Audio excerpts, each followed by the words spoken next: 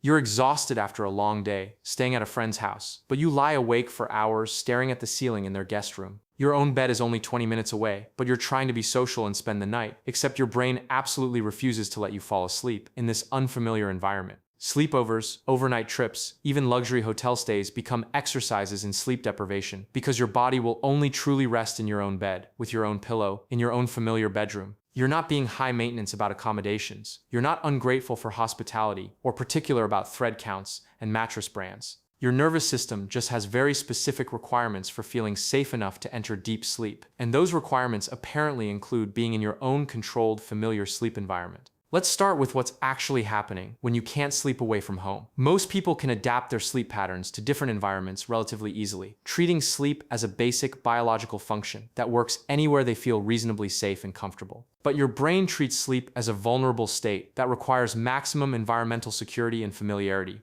It's like your nervous system has a built-in security system that stays partially activated in unfamiliar sleeping environments. Even when you're consciously comfortable and trust your surroundings, some part of your brain remains alert and vigilant, preventing the deep relaxation necessary for quality sleep. And here's something that happens to people who can only sleep in their own beds. You probably have heightened environmental awareness and are sensitive to changes in sounds, lighting, temperature, and spatial orientation. What others experience as minor differences, your brain processes as significant alterations that require ongoing attention and monitoring. Think about all the subtle elements that make your own bed feel right for sleep. The exact firmness of your mattress, the height of your pillow, the way your blankets feel, the familiar sounds of your house, the darkness level, the temperature you've optimized over time. Every other sleeping environment is missing some or all of these perfectly calibrated comfort factors. The inability to sleep elsewhere often comes from what psychologists call environmental dependency. For sleep, your rest requires not just physical comfort, but also psychological safety that comes from familiar, controllable surroundings.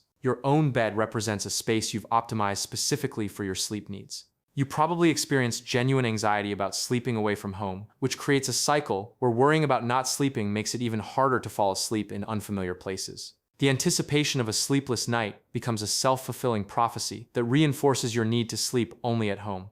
Research from Dr. Yuka Sasaki at Brown University discovered the first night effect. Even people who normally sleep well often experience disrupted sleep in new environments because one hemisphere of the brain remains more alert than usual, acting as a night watch to monitor for potential threats in unfamiliar territory. But here's what's really happening. When you can only sleep in your own bed, you're not being difficult. You're responding to deep evolutionary programming that treats sleep as a vulnerable state, requiring maximum security. Your brain has learned that your own bed equals safety, and it's reluctant to lower its guard anywhere else. And there's this thing about control that affects sleep in unfamiliar environments. In your own bedroom, you control the temperature, lighting, noise levels, and timing. You know what sounds are normal and which ones might indicate problems. Away from home, you're dependent on others' environmental choices and have no control over sleep-disrupting factors. You know that feeling of lying in someone else's bed, exhausted but wide awake, listening to every unfamiliar sound and wondering if you'll ever fall asleep. Your brain is running a background security scan of the environment that prevents the complete relaxation necessary for deep rest. Here's something interesting about people who need their own beds for sleep. You often have rich, detailed relationships with your personal sleep environment. You know exactly how you like your pillows arranged, what pajamas feel best, what room temperature works, and what pre-sleep routines help you wind down. Studies show that people with location-specific sleep needs often have sensitive nervous systems that require more environmental predictability to feel secure. Your sleep dependency on familiar surroundings reflects sophisticated awareness of what conditions support your best rest, not pickiness about accommodations.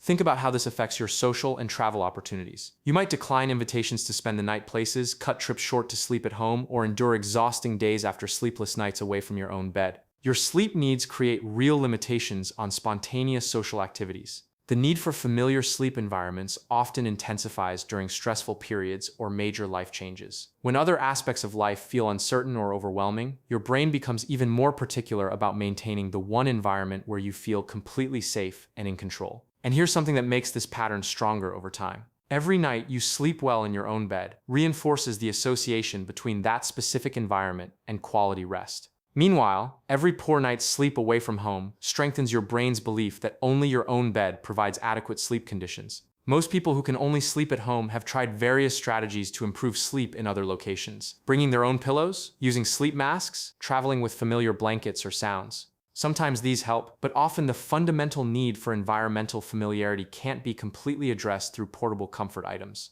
But there's a social cost to needing your own bed for sleep. Friends might see you as inflexible or high maintenance when you decline overnight invitations. Partners might feel rejected if you can't sleep comfortably at their place. Your sleep needs can be interpreted as personal rejection rather than neurological requirements. You probably feel frustrated by your own sleep limitations, especially when you want to be more spontaneous or social, but know you'll pay the price in exhaustion and poor rest. You're not choosing to be particular about where you sleep. Your nervous system is making that choice for you. Research reveals that people with environment-specific sleep needs often have other sensory sensitivities and preferences for familiar, controlled surroundings. Your sleep requirements might be part of a broader pattern of environmental sensitivity that affects multiple aspects of comfort and well-being. The goal isn't to force yourself to sleep anywhere or to ignore your genuine sleep needs. Your requirement for familiar sleep environments reflects real neurological differences in how your brain processes safety, comfort, and environmental change. You might try gradually expanding your comfort zone by sleeping in slightly different but still familiar environments, different rooms in your own house, or very familiar friends' places where you feel completely secure. Building confidence with small changes might help your brain generalize feelings of sleep safety to more locations. And honestly, there's something wise about people who understand their own sleep requirements well enough to prioritize them. Quality sleep affects every aspect of health and functioning, and protecting your sleep by staying in environments where you rest well is actually excellent self-care. You don't need to become someone who can sleep anywhere or to feel bad about having specific environmental needs for quality rest. Your brain has learned what conditions support your best sleep, and honoring those requirements is taking care of your health rather than being difficult. So next time someone doesn't understand why you need to sleep in your own bed, remember that your sleep requirements reflect sophisticated environmental awareness and appropriate self-care. You're not being high maintenance, you're being responsive to your genuine neurological needs for rest and recovery. Are you someone who can only sleep well in your own bed? Or can you rest anywhere? What do you think creates these different sleep flexibility patterns and environmental requirements? Let me know, because I suspect there are more people who need familiar sleep environments than our travel-happy culture might recognize. To get more psychology content like this in your feed, please subscribe, hit the like button, and share your experiences with us. You'll be supporting our efforts too. Thanks for watching.